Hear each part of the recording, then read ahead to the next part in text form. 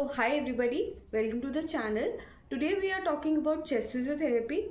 If you are a student or in generally interested in the topic of chest physiotherapy, this video might help you. So let's get started. What is chest physiotherapy?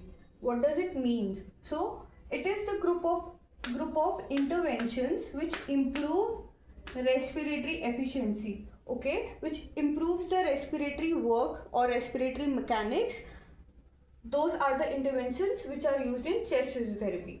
Main goals of chest physiotherapy are to increase the lung volume, the residual volume, the tidal volume.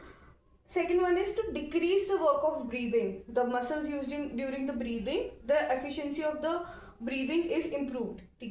Then to clear the secretion from the airway, to excrete out any secretions which are present in the airway. The main goals are these.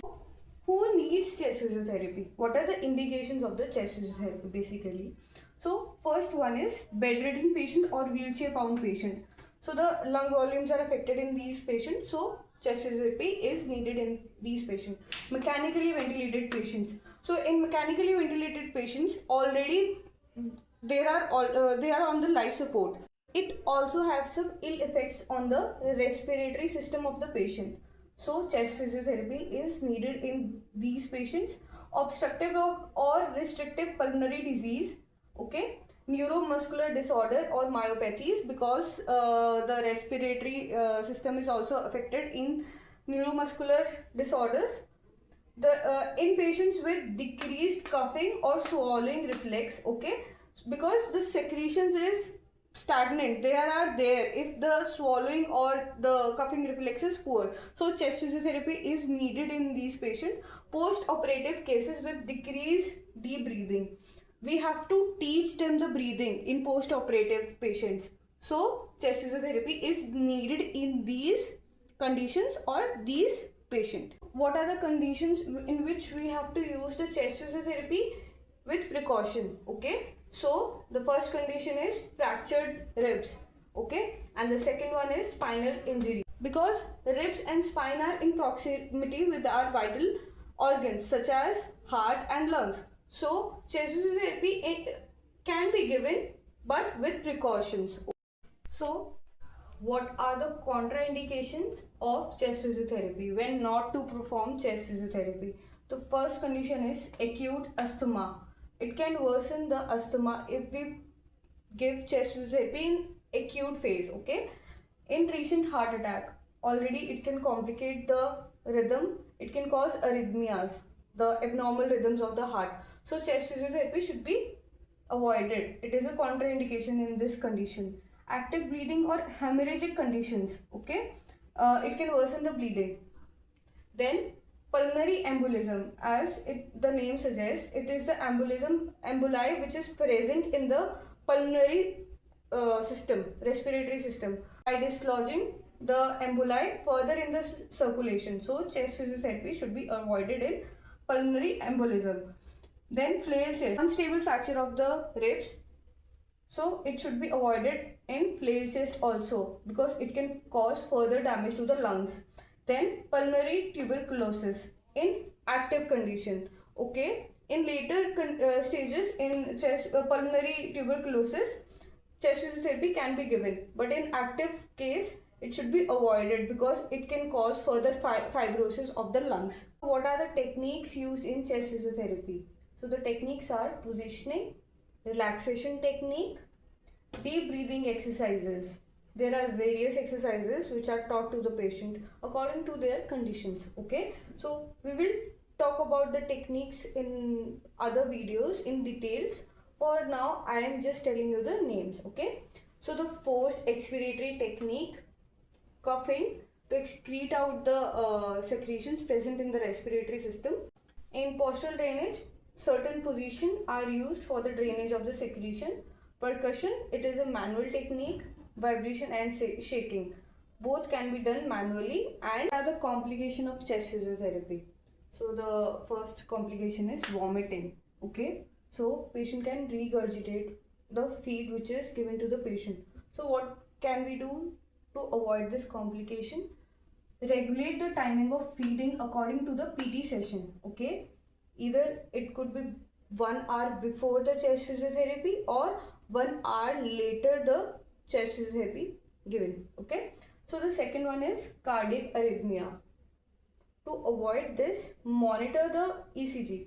Okay, and whenever you see there is any arrhythmia, stop the chest physiotherapy. Then raised intracranial pressure, it can cause headache to the patient. And then the last one is oxygen desaturation.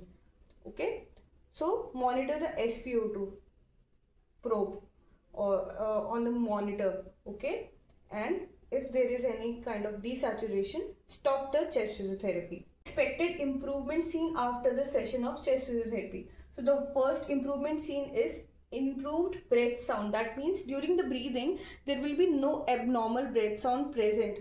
Okay, because secretions are out. The second one is increased sputum clearance. That means the secretion, the sputum present in the respiratory tract are excreted out during the chest physiotherapy session. Okay, the third one is stable vital sign. That means the SpO2, the heart rate, the respiratory rate are stable after the session. Okay, because sputum and secretions are out and oxygen uptake is increased. Okay, the fourth one is clearer chest x-ray. That means the respiratory tract are clear, the lung field are clear, so it will show a clearer chest x-ray. Then the fifth one is improved breath control.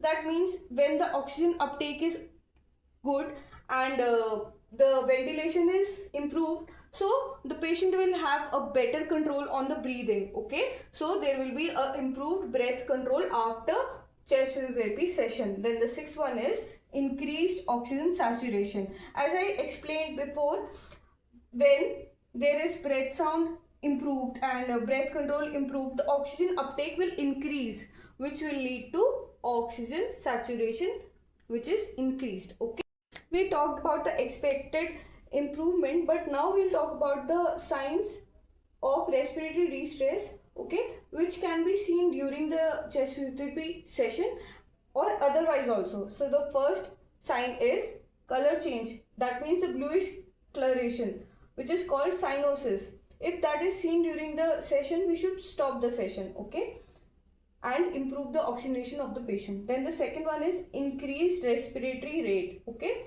it is also a respiratory distress sign. Then nasal flaring, the opening of the nasal passage.